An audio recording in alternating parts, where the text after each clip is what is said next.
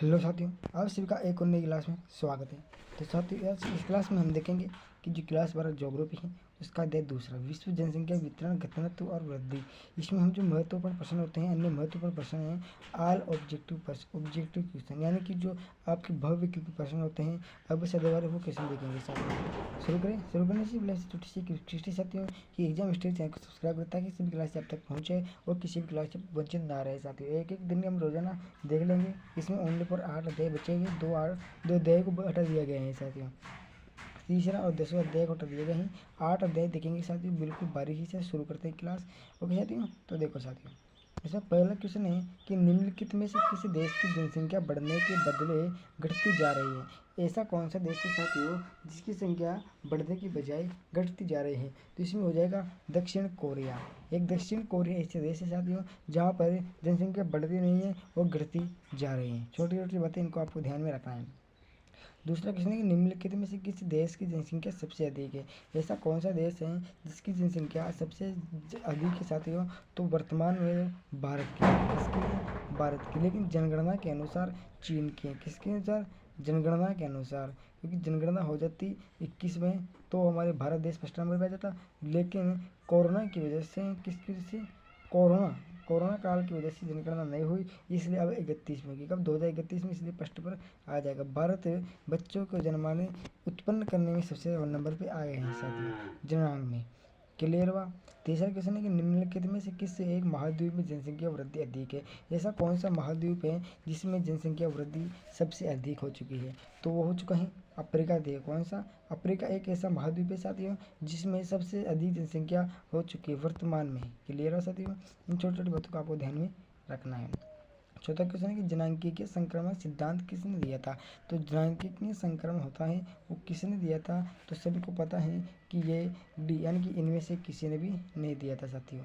इसका ऑप्शन मैं आपको पोस्ट में कर दूंगा, कहाँ पर पोस्ट करूँगा कि किसने दिया था, उसको आपको ध्यान में रखना है। मैं आपको शाम 5 बजे कर दूँगा साथियों। क्लियर हुआ? आपकी छोटी छोटी बातों को आपको ध्यान में रखना है। आज 5 बजे क्या 8 बजे कर दूँगा? कितने बजे? 8 बजे करूँगा। 8 बजे देख लेना साथियों। क्लियर हुआ? 7 बजे की क्लास आती है आपकी, इसलिए। ओके। छठा क्वेश्चन की संभववाद की अवधारणा में किस घटक को महत्वपूर्ण माना गया है? संभववाद की अवधारणा में ऐसा कौन सा घटक है जिसको सबसे महत्वपूर्ण माना गया है? तो ये कब पूछा गया था? 2021 में। ए पास जो अर्धवार्षिक क्वेश्चन है उसमें पूछा गया था साथियों ये। तो इसमें आपके छठे का उत्तर हो जाएगा साथियों इसमें कि बी, मानवीय घटक। कौन सा? मानवीय घटक। संभववाद की अवधारणा में कि किस घटक को महत्वपूर्ण? मानवीय घटक को सबसे महत्वपूर्ण और इम्पोर्टेंट माना है साथियों। क्लियर हो? दूसरा क्वेश्चन, नियतिवाद संकल्पना में किस घटक को महत्वपूर्ण माना गया है? तो नियतिवाद संकल्पना है उसमें किस घटक को सबसे महत्वपूर्ण माना है? तो 2021 की अर्धवार्षिक क्वेश्चन में पूछा गया था ये, तो ये मानवीय घटक हो जाएगा इसमें। नहीं, मानवीय नहीं होगा इसमें हो जाएगा ए एवं बी दोनों, प्राकृतिक घटक और मानवीय घटक दोनों हो जाएगा। बिल्कुल आपको छोटी छोटी बातें हैं, इनका आपको ध्यान में रखना है साथियों।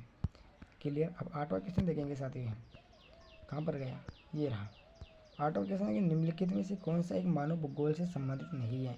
क्या है? निम्नलिखित में से ऐसा कौन सा तत्व है जो मानव भूगोल से संबंधित नहीं है? 2016 की अर्धवार्षिक और 2020 की अर्धवार्षिक दोनों में ये क्वेश्चन पूछा गया था साथियों। तो इसका उत्तर हो जाएगा बी, मात्रात्मक क्रांति है। कौन सी? मात्रात्मक क्रांति है साथियों जो मानव भूगोल से संबंधित नहीं है। और जो तीनों चीजें आई हैं, क्षेत्रीय विविधता और स्थानिक संगठन, अन्वेषण एवं वर्णन, ये किससे संबंधित है?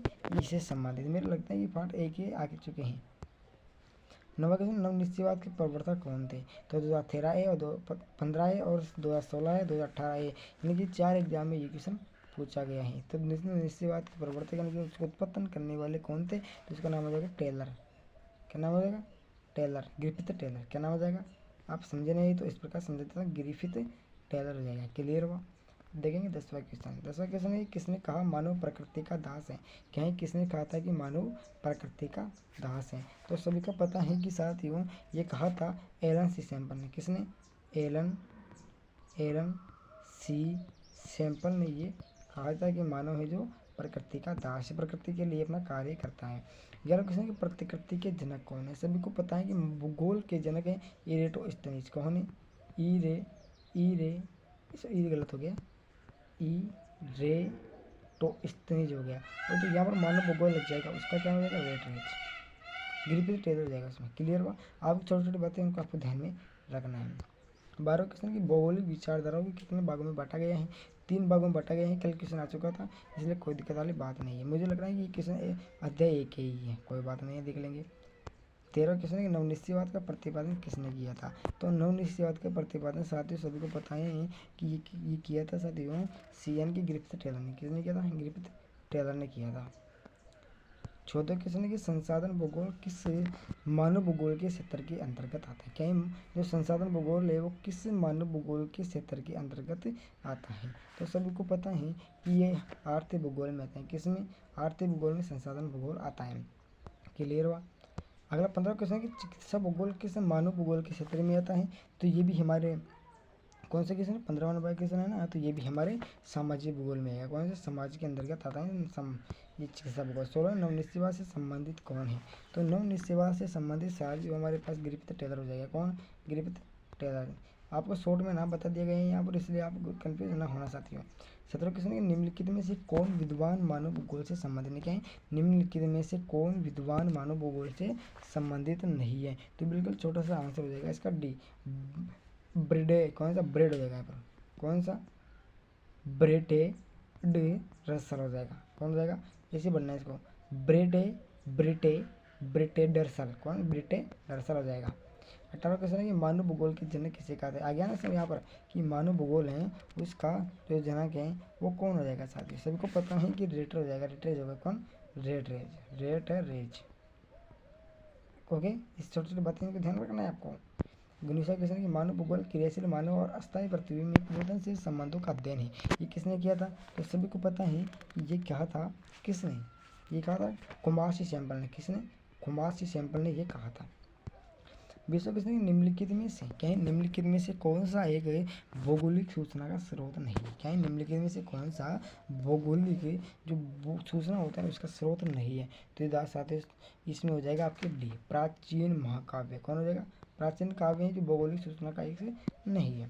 किसों की प्रकृति और मानव के बीच पारस्परिक क्रिया का सबसे महत्वपूर्ण कारक कौन है?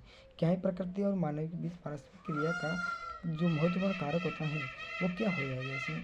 तो इसमें हो जाएगा तकनीक। कौन सी? टेक्नोलॉजी, तकनीक हो जाएगा। क्लियर हुआ? अब 22वां क्वेश्चन है कि निम्नलिखित में से मानव की मूल आवश्यकता से संबंधित नहीं है। तो मूल आवश्यकता संबंधित इसमें परिवहन हो जाएगा। क्या हो जाएगा?